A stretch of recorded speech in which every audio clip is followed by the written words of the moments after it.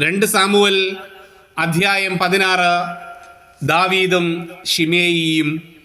ദാവീദ് രാജാവ് ബഹുറീമിൽ എത്തിയപ്പോൾ സാവൂളിന്റെ ബന്ധുവായ ഗേരയുടെ മകൻ ശിമേയി ശാപം ചൊരിഞ്ഞുകൊണ്ട് പുറപ്പെട്ടു വന്നു. അവൻ ദാവീദിന്റെയും ദാസന്മാരുടെയും നേരെ കല്ലെറിയാൻ തുടങ്ങി. അനുചരന്മാരും അംഗരക്ഷകന്മാരും രാജാവിന്റെ ഇടത്തും വലത്തും നിന്നു. ശിമേയി ശപിച്ചു പറഞ്ഞു, കൊലപാതകി, നീജ, കടന്നുപോകൂ.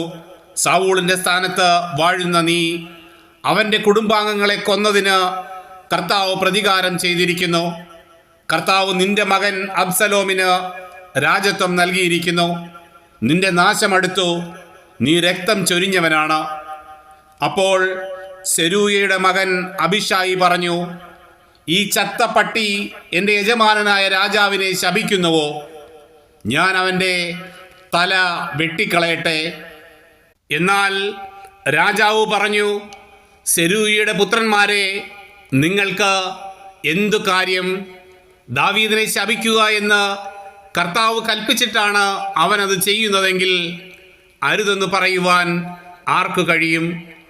ദാവീദ് അബിഷായിയോടും തൻ്റെ ദാസന്മാരോടും പറഞ്ഞു, ഇതാ എൻ്റെ മകൻ തന്നെ എന്നെ കൊല്ലാൻ ശ്രമിക്കുന്നു.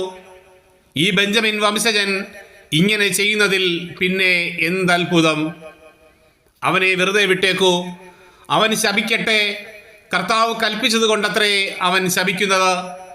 കർത്താവ് എൻ്റെ കഷ്ടത കണ്ട് അവൻ്റെ ശാപത്തിനു പകരം എന്നെ അനുഗ്രഹിച്ചേക്കും. അങ്ങനെ ദാവീദും കൂടെയുള്ളവരും യാത്ര തുടർന്നു. മലമുകളിൽ ദാവീദിന്റെ വഴിക്ക് സമാന്തരമായി ശിമേയിയും നടന്നു. അവൻ ശപിക്കുകയും കല്ലും മണ്ണും വാരി എറിയുകയും ചെയ്തുകൊണ്ടിരുന്നു. രാജാവും കൂടെയുള്ളവരും ക്ഷീണരായി ജോർദാനിലെത്തി. അവർ അവിടെ വിശ്രമിച്ചു.